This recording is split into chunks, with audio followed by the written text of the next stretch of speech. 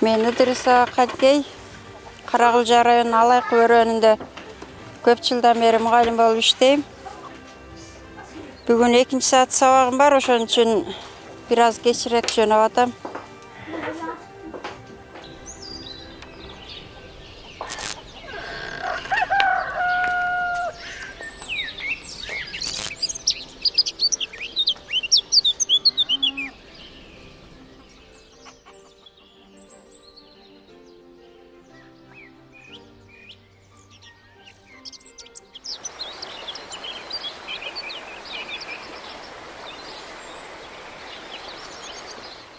Siz иштеген мектеп ушул эле жайгашканбы? Кайсыл жакта жайгашкан? Бул жерде 4 жылдык мектеп бар бул айылда. Анан 5-класста наркы айылга барып иштешет, аралыгы бир 3 километр, 874 километр да. Мен ошол жакта иштейм, барып келип күнүгө. Демек, жөө барып келесиз күнүгө? Жөө, эртең менен жөнөйм. Быйыл гана бир смен болуп иштеп калдым, болбосо жылда 2 смен. Эртең менен кетип, анан кайра түшкү сменди да окутуп коюп, анан түштөн кийин үйгө келет элем да, кайра жөө келем, сабагым бүтүп коюп. Жаш убактымда 1 саат же болбосо 45 мүнөттө барат элем да. Азыр эми жашым улгайып калгандыктан 1 сааттан өтүп жетип калып атам. Жолдо отуруп сабактан кечип калбайын деп саатты карап, анан катуулап өзүмдүн немеме, анан жөнөйм. Аз кайсы жол менен жүрөбүз? Бул жакка барабыз. Жолдун узактыгы баардыгы эле бирдейби? Az өтүп жаткан жол бар. Бул жакты аралап бассаң, айылды аралап өтөсүң. Анан биз азыр мына жолго түшсөк, азыр бул негизги жолго түшөбүз. Эми азыр канча дээрлик 35 жылдан иштеп атам дадасыз, Ооба. Жолдон чарчабадыңызбы? Кудай кааласа быйыл 35 жыл болот стажыма. Жолдон чарчаганымы деле кээде чарчайсың. Аябай кыйынчылык күндөр болот. Жамгырда каласың, селде каласың, суудан өтө албай. Карда, боронда, күрткүдө каласың. Анан өзүңүн негизги кесибиң болсо иштейсиң, анан кээде айрым учурларда ойлойм ушу шаарга кетип калганда жаштыгыбызда деп өзүмчө кыялданам да.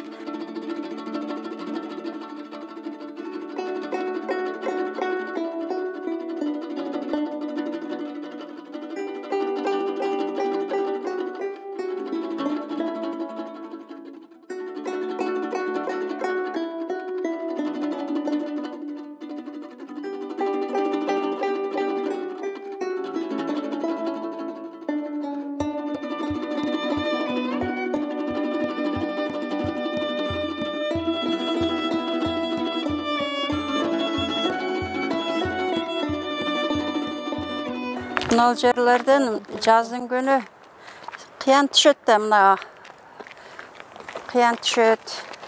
Астыбызда дарыя бар. Ушулардан кээде окуучулар менен кошо келе жатканда окуучуларды да этияттантып, сактантып өткөрөбүз да, жолдун бул чекисине баскыла деп. Себеби жаздын күнү баягы тынбай жамгыр жаа бергендиктен таштар кулап турат да. Таштар кулайт. Анан сел түшкөндө мына жерде жолдор жабылып калат да. Мындай астыбызда аска немелери менен дарыялар агып турат. Селдер мындай түптүз өтүп кетет да, ушу дарыяларга мыяктан түшкөн таштар. Мынакей биз ичке суу айылынан терек суу айылына кирип келдик. Жолдо мындай машинанын чаңына бөлөнүп, кийимибиз булганып келебиз күнүгө. Себеби ташыбыз жолубуз шагыл болгондуктан чаң болот. Мына бул Терексүү айылы. Мектебибиз ушул айылда. Тоонун түбүндөгү биздин 11 жылдык мектебибиз ошол.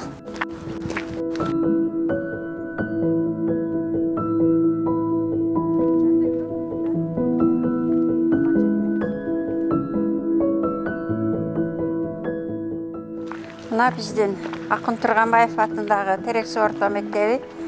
Кош кел, Нуржамал. Келдик мектебибизге. Биздин мектеп кичинекей болгону менен өтө бардык ишти өз убагында аткарган мектеп.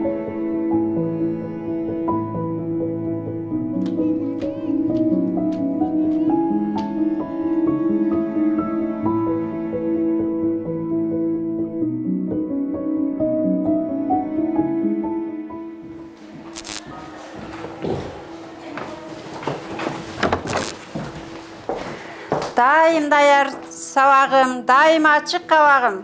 Саламдашып алайын. Саламатсыңарбы балдарым? Саламатсыңбы ачык асман, саламатсыңбы күчтүү жер, саламатсыңарбы досторум, саламатсызбы мээримдүү эжекем. Саламатчылык азаматтар, бүгүнкү сабагыбызды баштаардан мурун маанайыбызды сурап алайлы. Кана бүгүнкү маанайыбыз кандай? Эң жакшы, андан кийин 5 жакшы. Кайгы каба билбейбиз, жалкоолукту таштайбыз, сабагыбызды баштайбыз. Азаматтар отурабыз.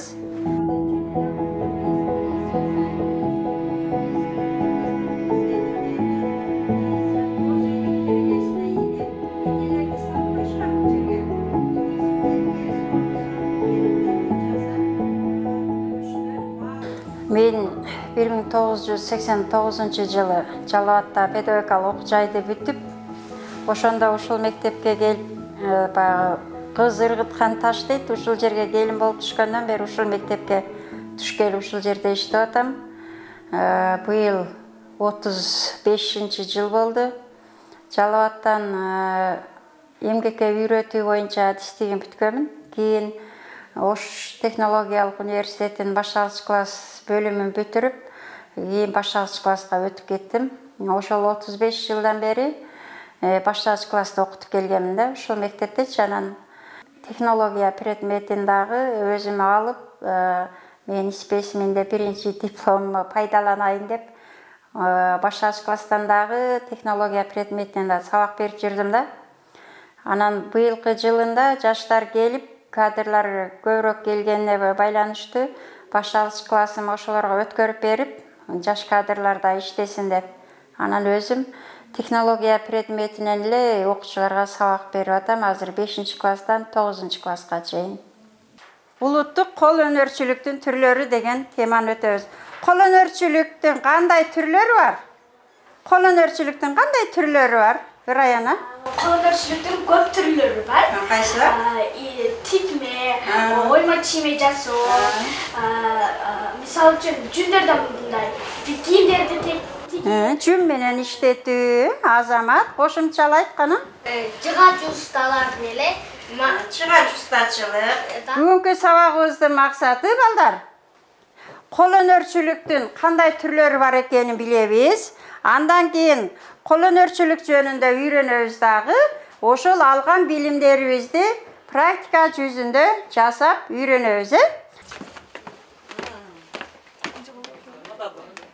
Биздин мектеп район боюнча эң эски мектептердин бири. Бир типтүү мына эски канча жыл болду? 60-70 жыл болду курулганычы бул мектептин. Спорт залыбыз, башка шартыбыз болбосо дагы ушул колдо бар алтынды пайдаланып калалы деп, ушунчалыгына шүгүр деп мектебибизди өтө заманбап кылып жетиштик. Мына биздин ар бир классыбыз телевизор, проектор, ноутбуктар менен камсыз болгонбуз. Ошолорго карап биз дагы жаштарга кошо тең жарышып кетип атабыз да, заманбап санарип мугалим болгонго. Анан ушу кичинекей мектебибизден бир топ ийгиликтерди жаратабыз. Мисалы үчүн 1-2 жыл мурда окуучубуз республикалык олимпиадага барып катышып келип атат. Анан жанагы бир эле билим жагынан эмес, маданият жагынан дагы биздин окуучуларыбыз баягы тоонун суусу таза болуп, таза суу ичкен окуучулардын дагы немеси таза да, жүрөгү таза, үнү таза дегендей, конкурстарда мен Кыргызстандык экениме сыймыктанам, жана башка конкурстарда республика боюнча биздин мектеп, биздин окуучулар гран-прилерди алып келип атат да. Мынакей мектепке 1 километр калды дагы. Жана жолдо келатам. Мынакей мындай асказоолорду түйүнөн өтөбүз да. Мынакей жол жок. Былтыр бизде бардык эле жерге улуу кар жаабадыбы? Ошондо бизге дагы аябай улуу кар жааган. Анан 12 декабрь болчу. 12 декабрь Чыңгыз Айтматовдун туулган күнүнө мен классыма иш-чара уюштуруп алганмын. Анан үйдөн чыгып 100 метрдей карды тиземе чейин карды жиреп барып, үйгө кетсемби же мектепке кетсемби деп ойлондум да, анан коем мектепке бара берейин, окуучулар мени күтпөсүн, себеби иш-чарабыз бар эле деп карды кечип келе жатып, жол жок, жабылып калыптыр, транспорт жок. Анан видеого тартып, досторума, эжекелерге бул жактагы жиберип бердик эми. Анан барып келип сабагым өтүп барсак, айылыбызда свет жок. Анан 3 күндөн кийин свет күйгөндөн кийин телефонду тамызсам эле соц тармактын бардыгына тарап кетиптир да. Аны көрүп аябай кыжаалат болдум. Себеби 34 жыл иштеп биз ошондой андан жаман кыйынчылыктарды көрсөк дагы эч кимге арызданган эмеспиз.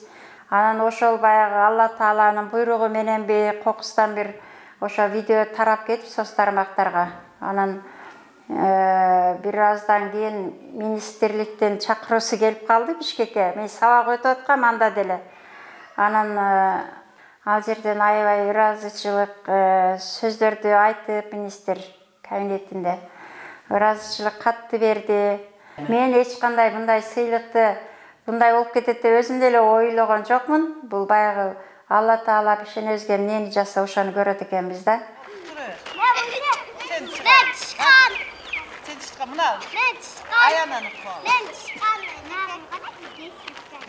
Ошол катаал шартта жашаганыбызга карабастан эртең мененки саат 8-ге, кыштын күндөрү 8:30-га ошол алыскы жолдон катуу бороондордо, оор карларда, жамгырларда окуучуларыбыз жана мугалимдерибиз келип эмгектенишет.